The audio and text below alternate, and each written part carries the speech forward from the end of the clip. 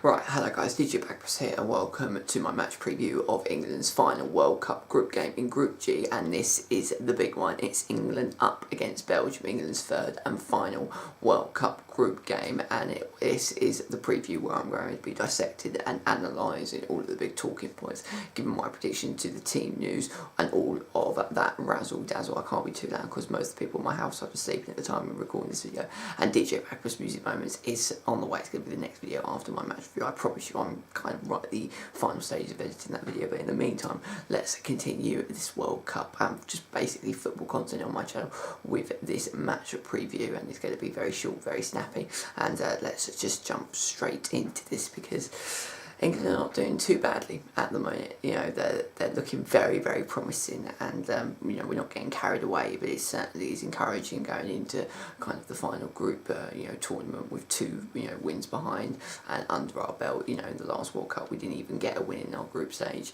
and you know, in the Euros we literally just scraped. We got one win out of the three. So you know, to go into what is particularly a very heavyweight game with two wins under our belts, and you know, the fact that we're already qualifying, this game doesn't really have too much bearing, but as you can see from the title, this game is much bigger than you think, because from a psychological and mental aspect, this game could be absolutely pivotal to and just how successful England are going to be, really. And what I mean by this is that this England side currently, under Gareth Southgate and what Gareth Southgate and the players that he's got at his disposal, this team is capable of getting to the quarterfinals, the semi-finals, maybe even the final. I generally believe that. This World Cup has been absolutely crazy. To think that Germany are out at the group stage. The fact that Argentina were so close to being knocked out, as were Brazil. All of the big boys have fallen or suffered in some sort of way. And England, touch wood, at this stage haven't fallen. And yes, we've had two very easy games to kind of ease our way into this, but England against Belgium is a tough game, but this has been a good start, and we needed this. We needed a very, very good start, because it's the only thing that's going to damage England is what's up here. That psychological aspect, that kind of mental edge, that is always over any England side. And what I mean by this is that the players can do it. They do it week in, week out in the Premier League. It's just whether collectively they can get together as a unit and on the biggest stage possible perform. And it's likely that they can't perform. So in my eyes, in recent years, our failings, and England's failings has been more to do with a kind of psychological kind of foreplay that is on their minds, really, and we don't seem to have this at the minute. I mean, we're already qualified, so even if we got battered 5-0 by Belgium, we'd still go for it regardless. Okay, and yes, we've had two fairly easy games. We made hard work of it against Tunisia. We absolutely ripped apart Panama. I know Panama are not a particularly good side, but we really performed well. I mean, no matter how bad the opposition was on Sunday, we played to the best of our ability. And considering that we were playing in scorching heat conditions, it was very, very, very encouraging, and it was a fantastic performance, one of the best performances I've seen from an England side in many a long day, and it's regardless of the opposition side that was facing them. And I said in my predictions I expect England to get 6 points out of 6, which means that the Belgium game is not imperative. But what I think is imperative is the fact that Belgium are a great side. They're one of the favourites to go and win the whole competition, and if England can beat them, I mean, what that could do for their kind of confidence, that could spur them all the way to the semi-finals or the finals, because you don't get a much better side than Belgium. You think England have got, obviously, to stop the likes of Romelu Lukaku, although apparently it's doubtful that he's going to start, Hazard, De Bruyne. Whether Belgium will put out their strongest lineup, because they're already through. And yes, the only kind of bearing part is who will finish, in the top spot. But really, if England finish, second, we're first, we're top of the group.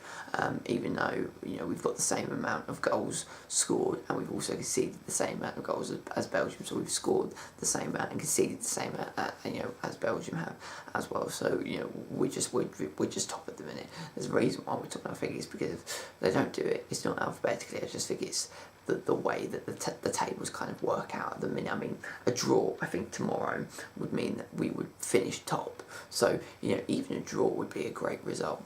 You know, what I really don't want to happen, and I don't think this is going to happen, but if, you know, Belgium, you know, absolutely rip us to shreds and we lose kind of 3 and 4-0, and then all of the positivity that we've been facing and all of the good things that we've done could, you know, be wiped out in one single solid moment should we, you know, fall to a very heavy defeat.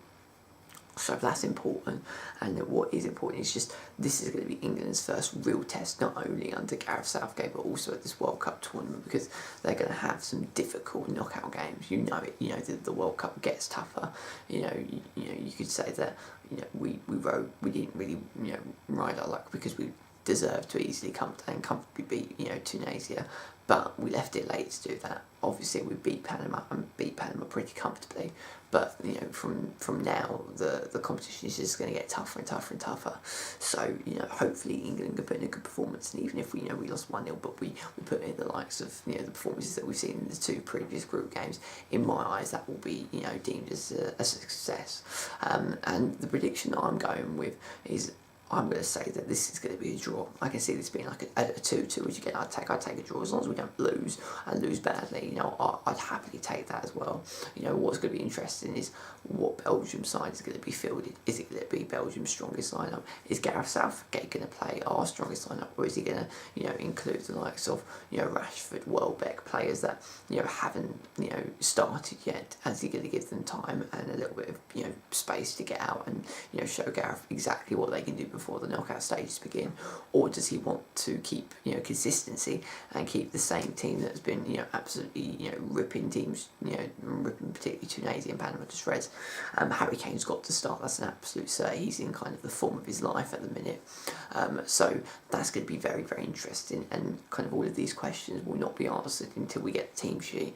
And my initial prediction is that he's going to go for a mixture. So I think Rashford will start, Kane definitely will start, Sterling will start, Lingard will start, but there might be a couple of changes here or there. Maybe Alexander-Arnold. Who knows? I don't know. Do you know? Maybe. Who knows? And with Belgium, I certainly think if Romelu Lukaku is fit enough, he will start, as will Hazard, De Bruyne. So, you know, that front line that Belgium possess is frightening. Whether we can, you know, defend against that, because that's the other worry. Not only is it a psychological aspect and a mental block that I've got, but, you know, defensively, England are a little bit shaky and we are very vulnerable at the back. So, you know, I'm worried that should Belgium turn on the screw and kind of, you know, go from like down here to up there in terms of their attacking, you know, credentials, we could be in a serious spot of bother. So that is going to be interesting. But I'm really looking forward to the game, watching it with my dad tomorrow, despite the fact of having many offers of going out. But, you know, I'm sticking, you know, as boring as you like, and watching it in the comfort of my own home. And I will then be treating you with a match review as soon as the game kind of concludes. So stay tuned for a match review that will be on my channel, and I will then give you my thoughts and feelings to the game before we do a wrap up of the whole group tournament of the World Cup, and then it's knockout time. And in the meantime, as I said, DJ Bagpuss Music Moments will be after my match review, probably at the weekend, so it'll be a little bit of a break between all the football content that I have been doing. So let me know your thoughts and feelings down below to England up against Belgium. This is the big one, this is the test, and even though there's no real bearings on the game, there certainly is a psychological bearing that who knows what's going to happen. Please let me know your thoughts and your predictions down in the comment section below. As I said, follow me on Twitter at DJBagpuss998, and also give me your predictions on there. Please be sure to leave a like on this video, subscribe to the channel if you're new around it, and check out my great content as well. And I will rejoin you for the England-Belgium match review as soon as the game concludes. So until then, take care. This is DJ Bagpuss signing out. Take care, and I shall see you all soon. Peace out. See you later.